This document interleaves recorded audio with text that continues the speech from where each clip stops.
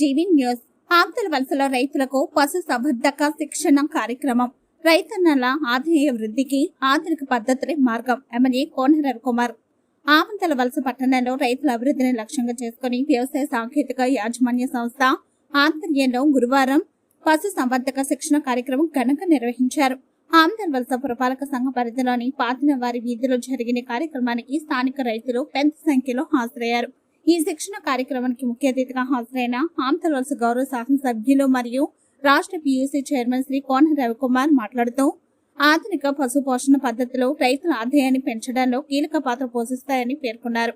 పశువులు, గొర్రెలు, మేకలు, కోళ్ల పెంపకంలో శాస్త్రీయ విధానాలు అనుసరిస్తే తక్కువ ఖర్చుతో ఎక్కువ లాభాలు పొందవచ్చని ఆయన అన్నారు. ప్రభుత్వం రైతుల సంక్షేమం కోసం అమలు చేస్తున్న వివిధ వ్యవసాయ పశు సంవర్ధక శాఖ పథకాలను రైతులు సద్వినియోగం చేసుకోవాలని ఎమ్మెల్యే సూచించారు. శిక్షణ కార్యక్రమాల ద్వారా పొందిన అవగాహనను క్షేత్రస్థాయిలో అమలు చేసి ఆర్థికంగా బలోపేతం కావాలని పిలుపునిచ్చారు. ఈ సందర్భంగా పశు సంవర్ధక రంగ నిపుణులు పశువుల ఆరోగ్యం, సమతుల్య పోషకాహారం, వ్యాధుల నివారణ నిర్వహణలో తీసుకోవాల్సిన జాగ్రత్తలపై రైతులకు విపులంగా వివరించారు. అలాగే పశువుల బీమా, టీకాలు, మెరుగైన జాతుల ఎంపిక వంటి అంశాలపై రైతులకు సందేహాలకు సమాధానాలు ఇచ్చారు. శిక్షణ కార్యక్రమాల్లో భాగంగా దూడల ప్రదర్శన ఏర్పాటు చేయడం ప్రత్యేక ఆకర్షణగా నిలిచింది. రైతులు ప్రదర్శనను ఆసక్తిగా వీక్షించి పశు పోషణపై మరింత అవగాహన పొందారు.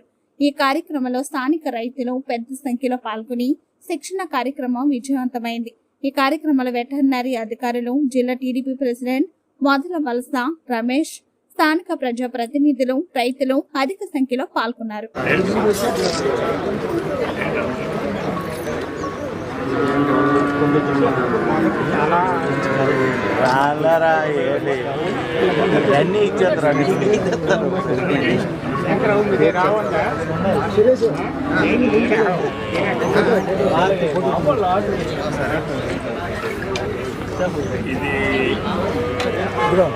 ఇది